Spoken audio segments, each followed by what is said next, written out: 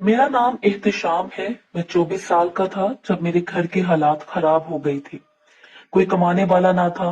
मेरे वालिदैन के पास इतने पैसे ना थे कि मेरी अच्छी तालीम हासिल मैं कर सकता, जिसकी वजह से मैं सारा दिन घर ही रहता था। मैं गंदमी रंग का 6 फुट कद और एक अच्छी शख्सियत का हामिल था। मुझे देखकर कोई भी अंदाजा नहीं लगा सकता था कि मैं अनपढ़ हूँ। मेरा घर जिस इलाके में था वो इलाका काफी सुनसान था और नई नई आबादी थी।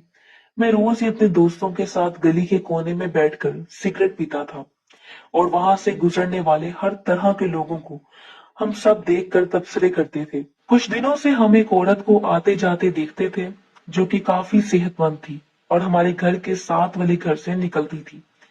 मेरे दोस्तों ने मुझसे इस औरत का पूछा तो मैंने साफ इनकार किया कि मुझे इसके बारे में कुछ नहीं मालूम। मेरे दोस्तों ने मेरा मजाक उड़ाया कि इतना अच्छा माल हमारे हमसाए में रहता है और मुझे इसका पता तक नहीं। इन सब ने मुझे पता लगाने का कहा। मैं भी इस औरत को देखते हुए इसमें दिलचस्पी लेने लगा था।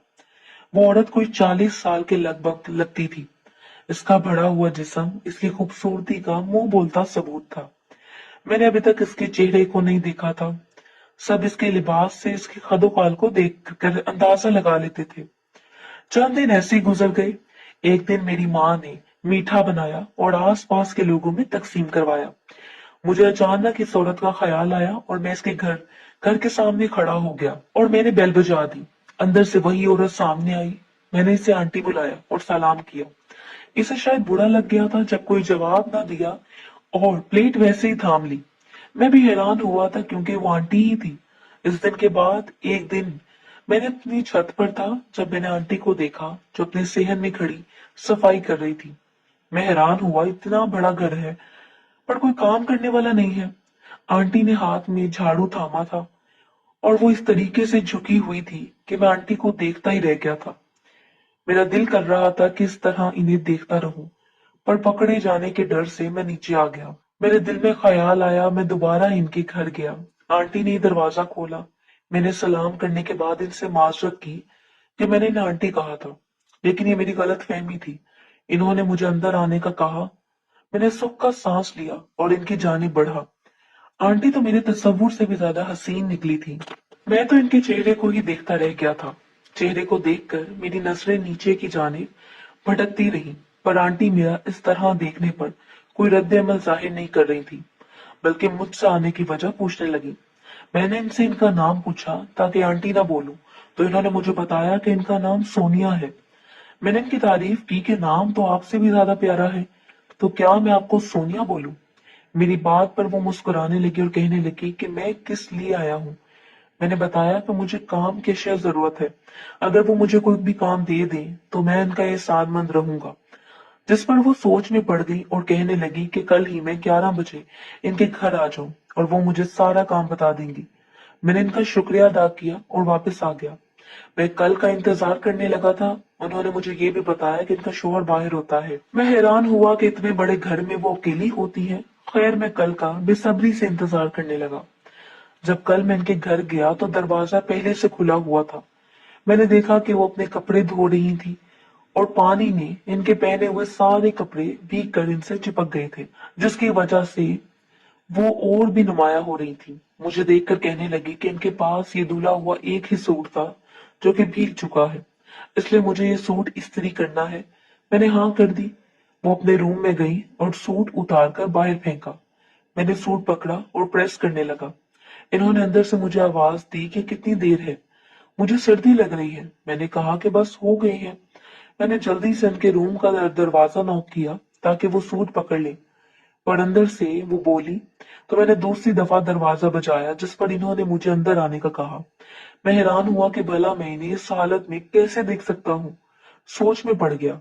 जब इन्होंने मुझे दोबारा बुलाया मैं वो सूट लेकर अंदर बढ़ गया और जैसे ही अंदर गया तो वो रजाई के अंदर दुबकी हुई थी। मैं अंदाजा लगा सकता था कि इन्हें कितनी सर्दी लग रही थी। मैंने इन्हें सूट पकड़ाया तो इन्होंने साइड पर रख दिया और कहने लगे कि अभी पहनने की हिम्मत नहीं है। मैं वापस जाने लगा जब इन्होंने मुझे रोक लिया और अपने साथ बेड पर आने का कहा। मैं शॉक हो गया। मैंने इन्हें बोला कि मैं कैसे इनके पास आ सकता हूँ। इस पर उन्होंने रजाई अपने ऊपर से हटा दी और कहने लगी कि अब शर्म करने की कोई जरूरत नहीं है, मुझे इनका काम करना होगा। तभी मुझे इसकी फीस मिलेगी। मैंने इनसे पूछा कि क्या काम करना है, तो मुझे कहने लगी कि मेरा कभी दिल नहीं करता कि कोई गर्लफ्रेंड हो या कोई ऐसा हो जिसके साथ एंजॉय कर सकूं। मैं गहरी सोच में पड़ गया था क्योंकि मेरे हालात ऐसे नहीं थे और कोई मुझे मुंह नहीं लगाता था। मैंने इन्हें यही बताया तो वो कहने लगी कि ये अच्छा मौका है, तुम रोज मेरे पास आया करना और वो मुझे एक माह की अच्छी फीस दे देंगी। मैंने इनसे फीस सुनी तो हैरान हो गया क्योंकि ये अच्छी खासी फीस थी और मेरे हालात बेहतर हो सकते थे। मैंने फौरन इनकी ऑफर कबूल कर ली और इनके पास बेड पर आ गया। इनकी ख्वाहिश मैंने बहुत अच्छे तरीके से पूरी की थी। वो हैरान थी और मेरी तारीफ भी की थी कि मैंने इन्हें बहुत खुश किया है। मैं वापस घर चला गया। कुछ दिन ऐसे ही चलते रहे। मैं भी इनके साथ घुल मिल गया था और इनकी हर बात मानता था। वो मुझे शाम कहकर बुलाती तो मुझे अच्छा लगता था। इन्होंने मेरा निक नेम रख दिया था। एक महीना गुजर गया और इन्होंने मुझे अच्छी खासी फीस दी। मेरे घर वाले भी हैरान हो गए कि ऐसा कौन सा काम है जिसकी इतनी ज्यादा फीस मिली है। मैंने इन्हें बस यही बताया कि एक मैं वर्कशॉप पर काम करता हूँ। अब मेरे हालात भी बेहतर होने लगे थे। इस दिन मैं सोनिया का काम कर रहा था जब इन्होंने मुझसे अपने शोहर का शिकवा किया। कहने लगी कि मैं चाहती हूँ कि घर रौनक से भर जाए, पर मेरे शोहर को देखकर मुझे ऐसा नहीं लगता। मेरे शोहर को कोई बीमारी है जिसकी वजह से औलाद नहीं हो सकती। मैं हैरान हुआ कि मैं ये सब कैसे कर सकता हूँ। इनकी बात मैं समझ गया था। कहने लगी कि इस बात का किसी को नहीं पता लगेगा क्योंकि इनका शोहर अगले हफ्ते वापस आ रहा है और 2-3 दिन तक वो रहेगा। इस तरह वो अपने शोहर को बता देंगी कि बच्चा इनसे है।